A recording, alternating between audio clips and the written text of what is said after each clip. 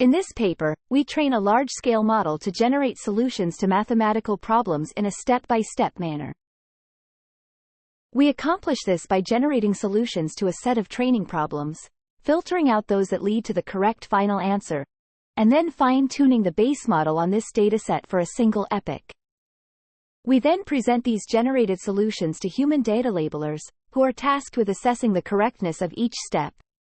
The labels assigned include positive, correct and reasonable, negative, incorrect or unreasonable, or neutral, ambiguous or subtly misleading.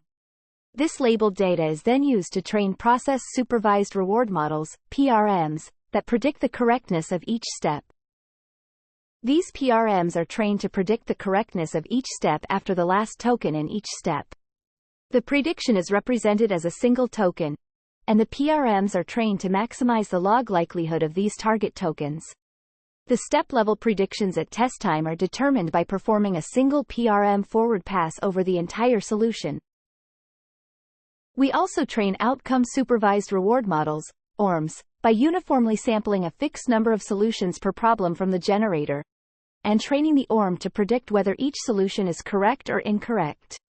The ORM's prediction at the final token is used as the overall score for the solution. We evaluate the performance of the PRMs and ORMs by selecting the highest scoring solution for each problem and checking its correctness based on the final answer.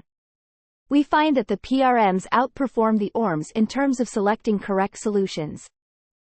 We further investigate the impact of active learning by training a small-scale reward model on a single sample from each problem, and using this model to score 1,000 samples per problem. The larger reward models are then trained on selected samples, with a focus on the most convincing wrong answer solutions. We find that the use of active learning is approximately 2.6 times more data efficient than uniform data labeling.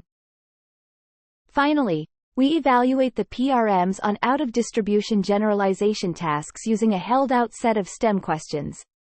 We find that the PRMs tolerate a modest amount of distribution shift and perform well on fresh test questions.